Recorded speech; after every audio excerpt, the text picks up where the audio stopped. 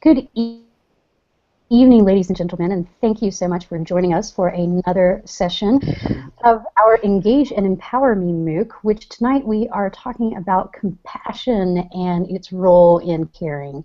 We have with us a panel of wonderful ladies who I will be having introduce themselves here in just a few moments, but first I wanted to take a moment to put the word out and encourage any of you who are thinking about but have not yet applied for the Medicine X 2015 ePatient Scholarship Program to go ahead and do that. You do belong. You should be part of the program. You should submit your application. We know that some have been a little bit reserved in feeling that perhaps they haven't done enough to become part of this sort of Stanford family, and we really want to assure you that we're not looking just for those who have passed legislation and founded nonprofits and are just the absolute end-all, be-all, done everything, accomplished everything, nothing left to check off on any box. Rather, we are looking for the patients who are the rising voices, the ones who are passionate and care and want to make a difference, and who we can help by bringing into the program and sharing what we have in terms of resources and knowledge and the entire body of fellow e-patients who have so incredibly much to share. So we do really hope that you will apply for the program. Visit us at medicinex.stanford.edu and look for that application information. Applications are due on November 1st, so don't delay. There's nothing really necessarily hard about it. There's no right answer. The only right answer is your answer. So as we get into discussing tonight's class, I would like each of our panelists to take a moment to introduce themselves. First, we have Jamia Crockett. Jamia, will you please say hello to everyone? Hi, everyone out there. I'm Jamia. I'm actually a mother of 2 boys. I've been married for about 8 years, and I'm also an MS patient, and I've had MS for 9 years. So I'm really excited to share my experience as we talk about connection and engagement and compassion and the role that patients play in impacting that. So I'm really excited to be here, so thank you. And what is your Twitter handle for those who are following us on the Twitter? Okay, so it's a family Twitter name, so it's Mama Sissy Cat, so it's at Mama, M-A-M-A, Sissy, S-I-S-S-Y, Cat with a K, because that's just the kind of mom I am. So it's at Mama Sissy Cat, and you can follow me, and I will totally talk to you. Excited. Fabulous.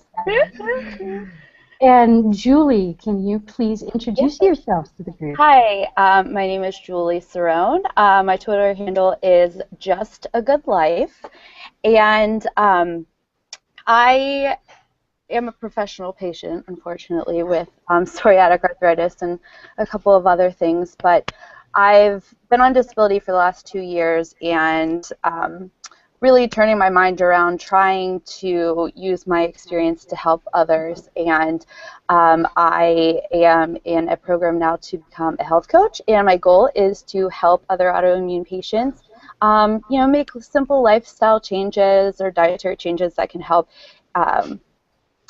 manage symptoms. And one of the things that I really focus on for myself, and I can't wait to help other people focus on, is definitely the relationship between emotions and your physical health. So today's talk will be very interesting. It is. Thank you.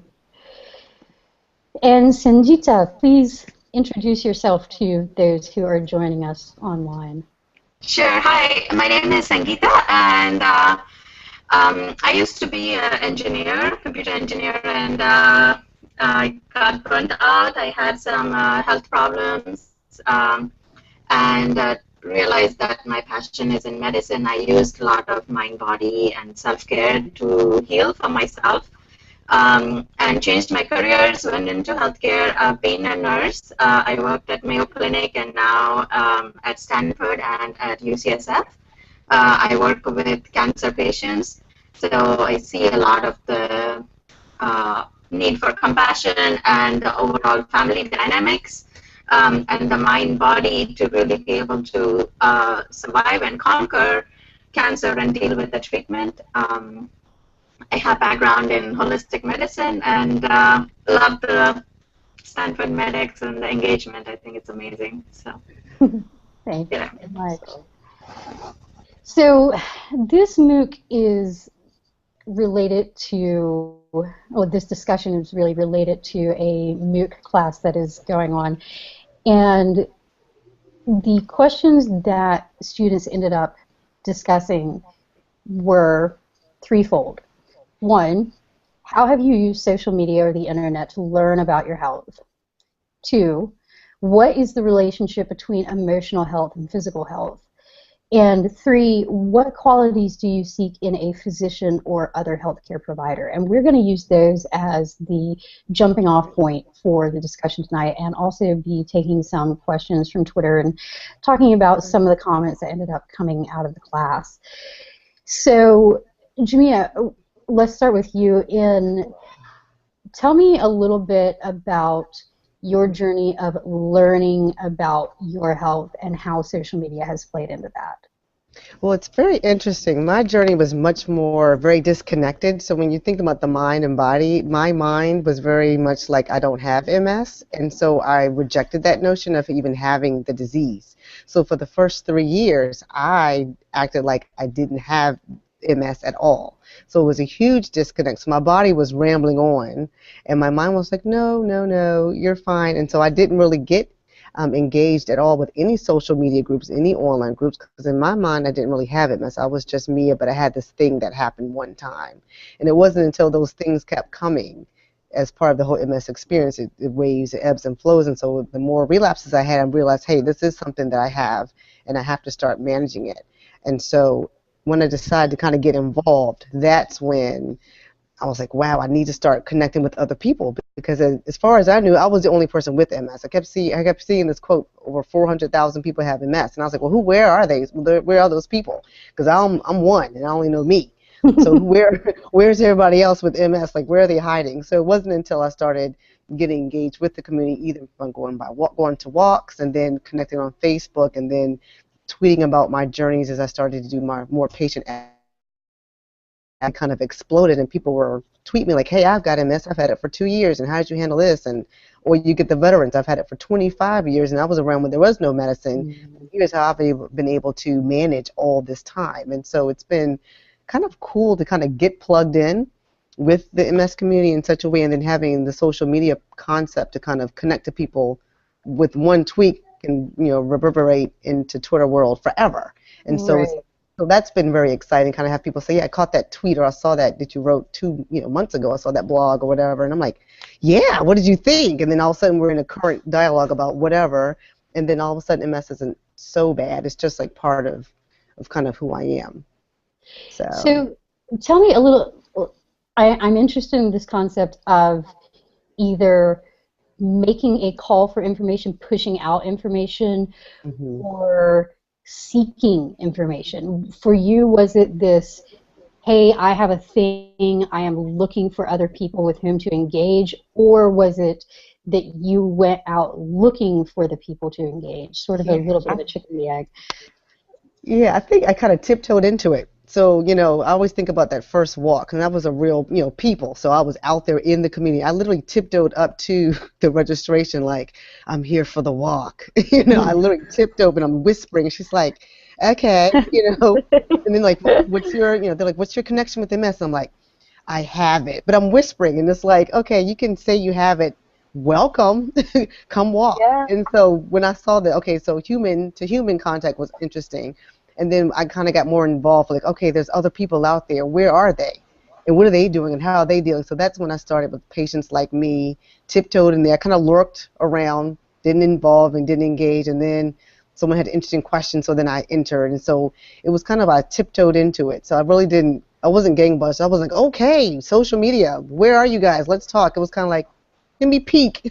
Let me peek and see what y'all are talking about. Then if I have something to add, I'd have a comment. Then people are like, hey, that's interesting. Mama Sissy Cat. And I'm like, hi. So it was a very timid role. I wasn't sure what this huge space was going to feel like. But now that I'm in the space, it's fairly comfortable. And so I was kind of, like I said, I tiptoed in, peeked in, and then as I started the engagements overall, then it became like a thing. And then I was like, wow, I'm out there now. But it was a very slow roll because I wasn't sure what kind of feedback I was going to get from others. You know, the kind of judgmental factor, like, hey, you don't have it as bad as me. Right. Okay. Right. Okay. I don't have it maybe as bad as you, but I have it. So let's talk about that common point. So I'm not sure, you know, how you feel about that, Julie, in your experience, but that's kind of how it was for me. Kind of like tiptoeing into the social media world was kind of scary. Yeah, Julie, how was your experience in entering in the social media? Well, I was always the type that was obsessed with Facebook. If I was the type that if I had French fries for lunch, everybody knew about it, right? So before, when I was in IT consulting, and I always used to say like, oh, I wish that I could still get my paycheck and just do social media for some company or, you know, some celebrity or something, you know, and you know, I spent months in bed not doing anything, and I really wasn't big on Twitter, and I actually started searching for people's blogs first to find people who, well, I was looking for answers and looking to see what helped them, and once I started seeing people's blogs, I started noticing a lot of activity on Twitter, so then I, you know, started becoming more active in Twitter. And, you know, when you first asked the question, how did you get started in it, I had to think for a second because it's like I don't even remember kind of how I started getting into it. I mean, I just started reading people's blogs, and now it's like, oh, I can't even imagine not being able to, you know, pull up my phone and, you know, tweet Alan tomorrow for his surgery, good luck, or, you know, somebody that's having a bad day, tell them, you know, hey, I'm laying in bed too. So it's been so interesting. So yeah, which for those of you who don't know, Julie is actually referencing one of our other e-patients who is part of our 2014 and I think 2013 class, who is Alan Brewington, who will be going in for a pretty major surgery. So we are sending good thoughts to Alan. Hope everything turns out well. So show him the power of Twitter, and we'll post his. Give him some love, yeah, give him some love. We'd appreciate that. And that's directly tied into this entire notion of emotional health and physical health. I know that other e-patients who are part of our community have specifically said how much getting those little, you know, hey, I'm thinking about you, want to know everything goes well, you know, that those little things matter. That we may think that is kind of silly because it maybe only takes like 3 seconds to send a tweet, whatever, that says I'm thinking about you. But it does just really make you feel so much less alone. Yeah. And absolutely. You know, I think that that's one of the things for me in my own journey was that being a rare disease patient, I was very much alone because, well, I mean, we're rare. Like, you're not just going to bump into one of us in the elevator or whatever. And so for me to have a community, I had to go and seek out social media. And I had no clue what would be there when I did it. I didn't know that I would find anything at all, even. And I know that I've said before that I thought that Twitter and all this kind of stuff was the dumbest thing in the world, that I did not care what Kim Kardashian and Justin Bieber were doing. And then, lo and behold, there are all these hospitals and medical libraries and other patients, and they have all this great information, and that no matter what time of day it is, no matter where you are, no matter what you're going through, that, yeah, you're not alone, and you have that connection with people. And I think the emotional richness that that provides does contribute to our physical health. But one of the things we were talking about a little bit beforehand was this notion of mind over matter. Mm-hmm. And anyone who's been a patient has at some point been told, well, you know, think positive and everything's going to be okay and you're going to get through this. And, you know, sometimes it's not going to be okay, or at least it's not going to be the okay that you really necessarily want it to be. Yeah. And that there ends up being some sort of implied failing that if you have not gotten well, then it's because you were not thinking positively enough. Yeah. And so, Jimmy, I'll kick it back to you. How do you react to that? How do you see mind over matter having positives and negatives? I think from a patient perspective, I think the whole concept of mind over matter really comes from someone who's not a patient. Because I think if you are a patient living in that experience every day, some days it's not mind over matter. Sometimes it's matter over mind. But where you can kind of overcome that is by acknowledging that. So I know when I first got diagnosed and I was in that denial phase, I would have these moments of, will I be giving myself shots until I'm 82? That sucks. I don't want to do that. And then I would cry. And then I'd feel bad for crying about it because, like, what do you do? But then I was like, you know what? I deserve to cry about it. This sucks, and I don't want to do needles for the rest of my life.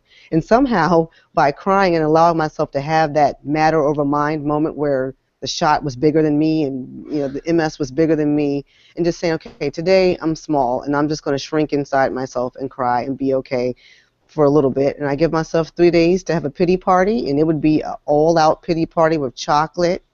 Sometimes they have some wine included, have some popcorn, and I'd have my 3 days. Yeah, I'd have my 3 days of woe is me, and then I'd say, okay, I have my 3 days. Now it's time to get back in the game and see what I can do. And then I started to celebrate the small wins. So every day I've got small wins, and then you've got like the super big wins. So super big wins is like going to work and staying to work, at work the whole day and getting stuff done. That's like kick-ass day. Can I say that on in the end? Sorry. And then, but then a small one would be like, okay, I can't get out of bed, but maybe if I can just get to my cup of coffee and have that coffee made, that's a small win, but it's still a win, and so it still counts. And so when I started breaking things down into manageable chunks, then the mind over matter concept got to be a lot easier because I'm not, you can't overcome MS in one day, but you can overcome MS in little ways throughout the day. And so that's kind of how I've kind of governed the whole mind over matter. Because some people say, yeah, think positive. And I was like, okay, I will think positive about this cup of coffee. Are my hands numb? Yes. Am I tired as all get out? I wear clothes that I didn't, wash, but they're there and they're closest to closest to me? Yeah. So the win is coffee. Everything else is kind of like not a win. So I think that's my philosophy with the mind over matter. I think it's a great thing to say, but until you live it every day, then I think you have to customize it to your life and what makes sense for you. And I think Julie, even though you're saying, sorry. Yeah, I was going to say, Julie, tag on to this. Yeah. Even though you're saying sometimes you're choosing matter over mind, I still think that you are choosing mind over matter because you're choosing to say, you know what, yeah, this sucks right now, and I'm going to allow myself to feel those emotions, but I'm not going to let myself be dragged down by it. I'm going to keep going, and I love the fact that you celebrate the little wins in the day.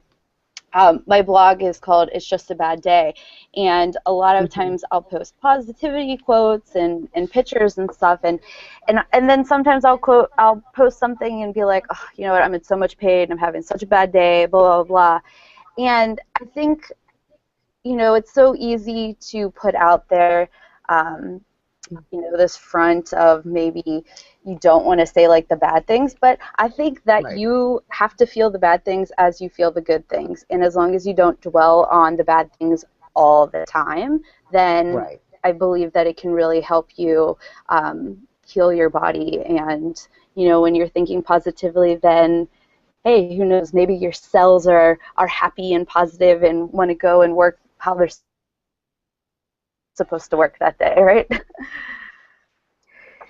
So along those lines, let's talk a little bit about the relationship between emotional health and physical health in the context that we actually took it in some at the Medicine X conference this year, in which we talked about the role that depression can play in physical health. And that, again, using this chicken and the egg example, that on one hand, when dealing with physical health problems that are long-term or even acute, that it can lead to depression, or that depression, given long enough, can result in physical problems. And that we're finding that GPs, that these family doctors, medical providers, are not necessarily equipped to tackle these issues. That either just the resources aren't there, or perhaps even the training isn't there to have this discussion. Mm-hmm. How would you like your own doctors to evaluate your mental health in connection with your physical health? Yeah, we'll start with you. I think I think it's about the whole person health, and so yeah. My very first neurologist, I was moving in from North Carolina. I'd left North Carolina. I was back in Virginia. It was my very first. And I remember saying, okay, I hope she's good. I don't really know what's a good doctor. I was still kind of in that mediocre place of almost proactive, not quite. So I wasn't quite sure what I was going to get. And so I remember when she walked in, I looked at her shoes, and her shoes were really cute.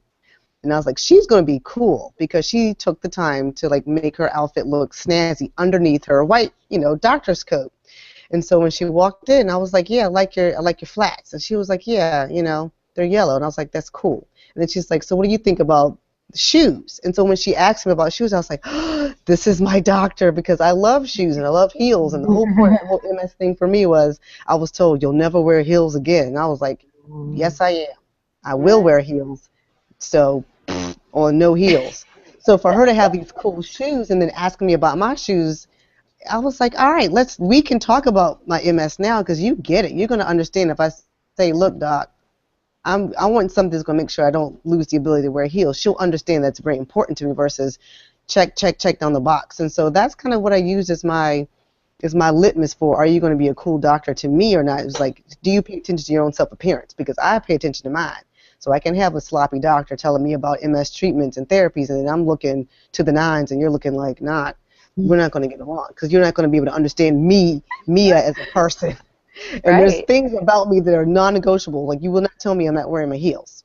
That's not going to happen. So you can't be my doctor if that's going to be what you're going to tell me.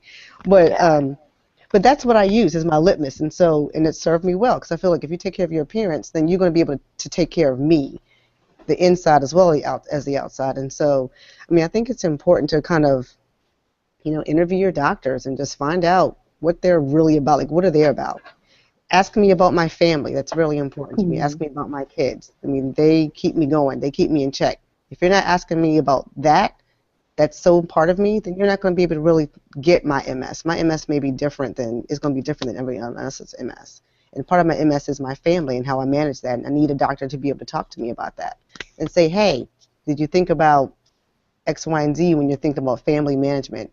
Cooking meals on Sunday so you're not tired throughout the week, or what about your work schedule? You work a lot. How about talking about taking breaks in the week so you don't get yourself tired? Like, that's the kind of conversation that I'm having with my current neurologist, because he knows, okay, Mia loves her job, she loves her family. So in order to keep her healthy, she needs all of that to work. And how can we balance that so I'm not totally frazzled at the end of any day because I haven't, managed something one way or the other. So, that's kind of, that's my take. What I hear you're saying is team, like you're a team. They right. understand you understand where they're coming from, and you can really relate and come to, the middle, and you're not battling each other. You're working together for the common goal, and I like a doctor who sees my end goal. Right. I've unfortunately gone through no exaggeration, probably close to 20 orthopedic doctors in the last 2 years. And some of them say, oh, just walk on crutches until your knee gives out and then just get it replaced in maybe like 10 years. Right. I'm like, you know me, like, I don't just sit at home doing nothing. Right. You know, I can't, Yeah. that isn't going to work. So, and I think it's important as a patient to realize that you have just as much say in your health, if not more, than that the doctor does. So, if you don't jive with a doctor and they're giving off positive vibes, like, I'm on to the next one. Like, I don't need that negativity in my life. I need somebody who is like, we're gonna get you back. We're gonna get you traveling again and walking without your crutches, and I think even just them thinking that way and having that positivity, I mean, that rubs off on you. If they come in and they're like, oh, well, I think you're probably going to need a knee replacement tomorrow. You're not going to leave being all optimistic. Right. I agree. And that actually reminds me of a book. I'm trying to think I think it was Dr. Lissa Rankin, Her Mind Over Medicine, and she talks about how these patients, their doctors came in, and really how they ended up based on their attitudes. And that's something that I definitely look for in my doctors. Yeah. How much of being compassionate do you think is considering identity? Because when I hear you talk about shoes, like, to me, I mean, that's not just about shoes. That is about sense of self. And I know that with some of my larger events and operations, that it hasn't even necessarily been dealing with that event or that operation, that recovery. It's been the loss of sense of self that has been the hardest to cope with. I agree. And because it's like, you can take away my body, I can deal with that, but taking away me, the intrinsicness, that's the part that scares me, and I think is probably the hardest thing out of it all. Julie, how does that idea at all tie in, this notion of maybe self-perception? Does that tie in with what you saw at this year's conference with Dan Siegel? Yes. Yeah. I, my whole life I was more positive. And when I first got my official diagnosis and I spent months in bed not moving, I mean, I really felt like I lost myself, and, woe is me, I can't do what I used to do. And seeing that and looking back at my health in that time, I wasn't in a good place. I wasn't at all. And I think that, you brought up a good point before where people are like, oh, just think positive, just think positive. And I think it's a personal decision. It's a personal choice that you make, that you're like, all right, you know what? They might have my body, but they're not going to take away my soul. And my soul is who I am, and I'm going to keep fighting through. And, once I kind of came to realize that, I'm still Julie. Like, I can still maybe not do the things that I wanted to, like I used to do in the capacity that I used to do it, but let me see what I can do and modify it. And once I did that, my health really, it's just been getting better and better and better. And in Dan's talk, he talked about how, stress and negativity, negative thinking, that not only affects you, but affects the chemical makeup of your brain. And how when you change your thought patterns, you can kick up your immune system. You can reduce cortisol, and not, yeah, it's great to think positively, but that actually has a positive effect chemically on your body. And I just thought that was so interesting. And ever since then, I've been like downloading all of his books and just wanted to keep doing research into everything that he's done, because it's amazing. And I absolutely loved his presentation. Mm-hmm. So one of the comments that's come from class participants has been, quote, "To be truly physically healthy, you must have stable emotional health, and vice versa. If you become physically unwell and you have unstable emotional health, you will have decreased coping mechanisms to deal with the physical strain. In turn, if you become emotionally unwell, your physical health will suffer." Mm-hmm. So I'm struck by this mention of stable emotional health. Right. Yeah. That's interesting. Because I would think that our definitions of stable are probably wildly different, and that stable may not allow for the notion of having the pity party, right.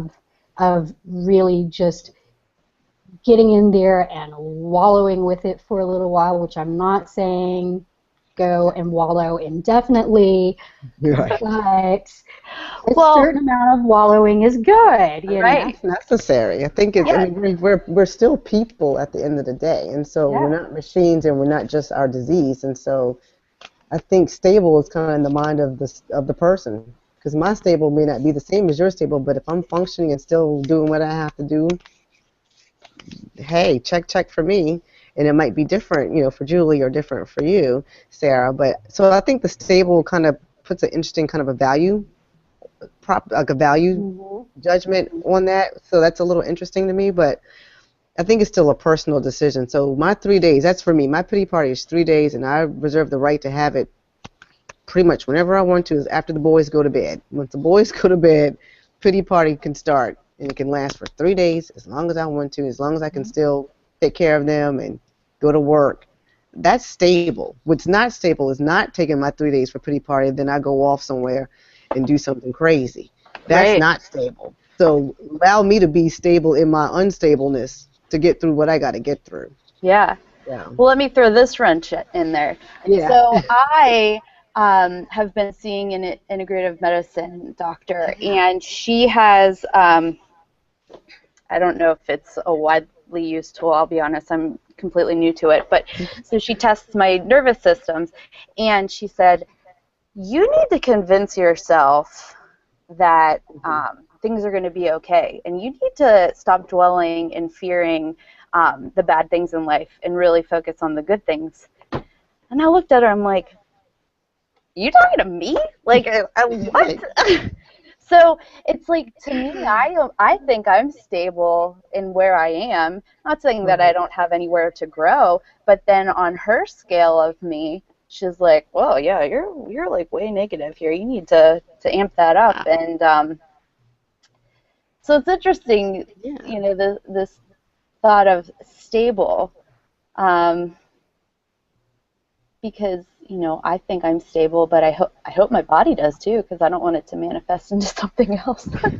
Well, I feel like your body would tell you. I mean, I think your body tells you when you're swinging out of balance, your body will put you in check one way or the other. So I think if your body hasn't done anything outside of your normal baseline, you're stable.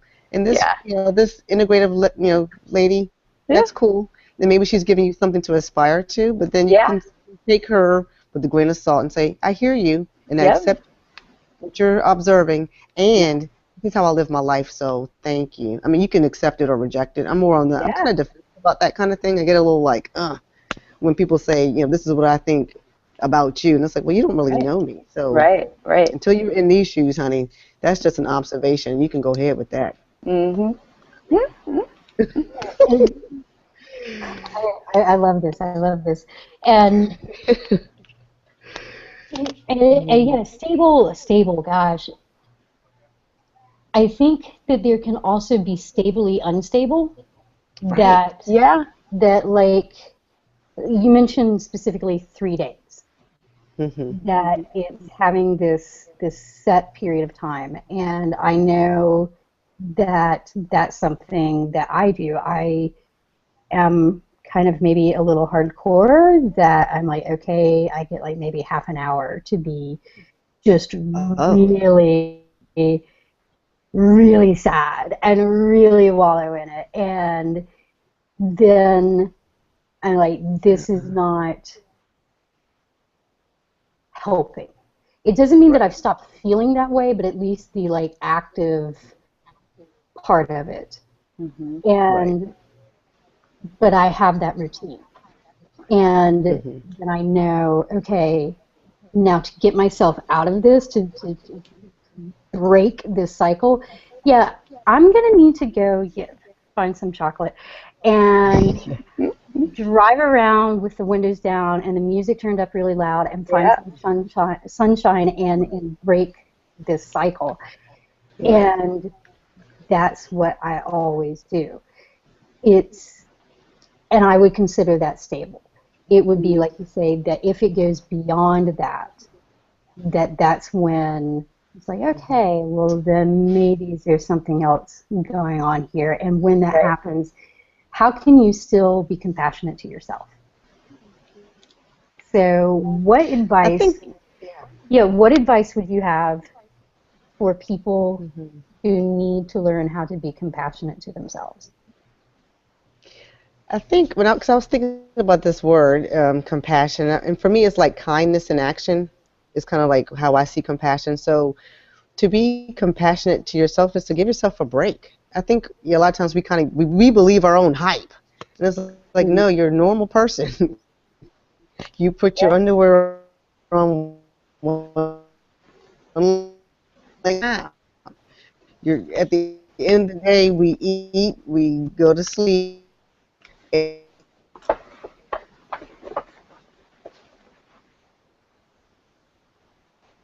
Oh, I think we've had, accept oh, there your we go. disease that to faces moment and enjoy that moment and say, you know what, this is a kick-ass day. Enjoy that and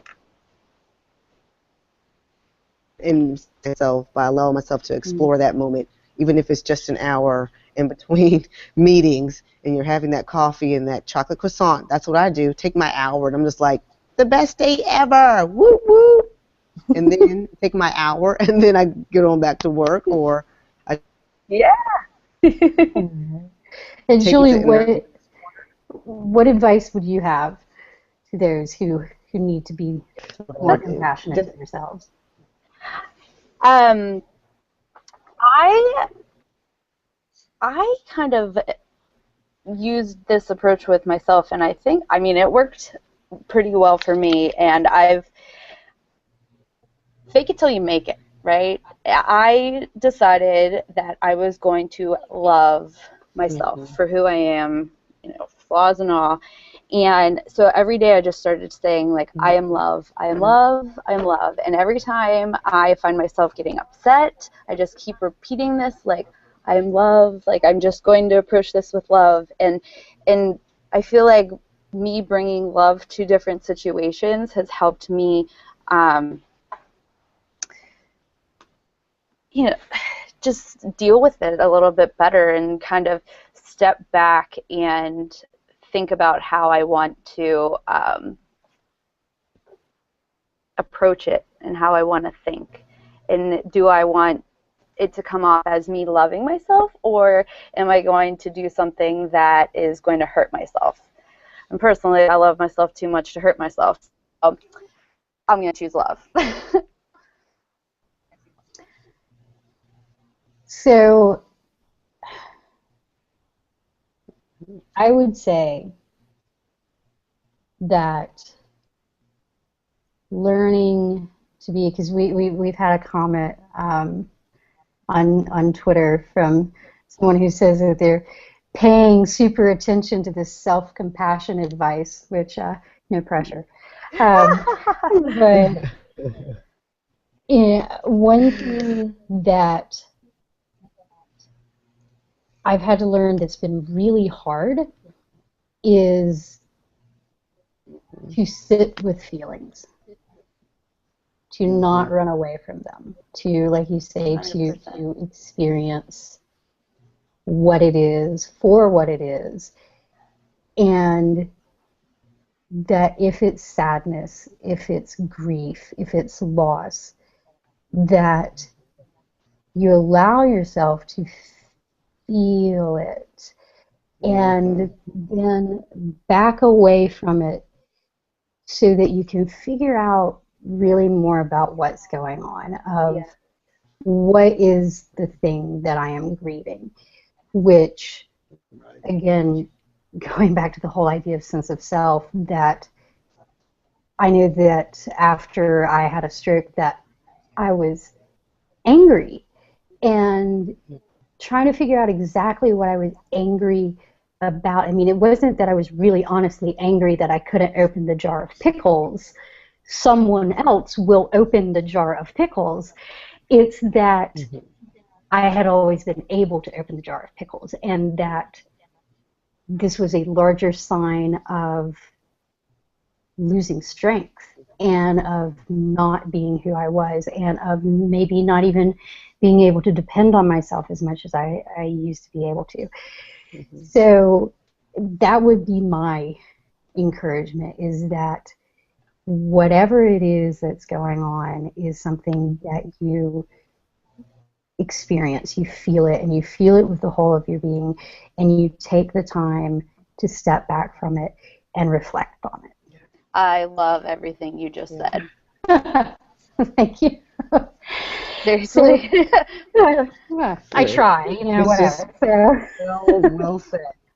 So, well, we are coming up on the end of what. And then you just got to sit there and kind of yeah. We are coming up on the end of what has been a really fantastic conversation. So I thank you, ladies, and my apologies to Sanjita, who we were having some technical difficulties and she had to drop out of the call, but was able to join us a little bit on Twitter. So I hope that those of you who were maybe watching and didn't tune into Twitter can take a moment to go back and look through and read through some of her comments. She is in integrative medicine, and her story is actually a really interesting one, as she ended up becoming a nurse much later in her career than maybe most people would. So as we close out, again, thank you to Jamia and Julie. And one more plug from both of you.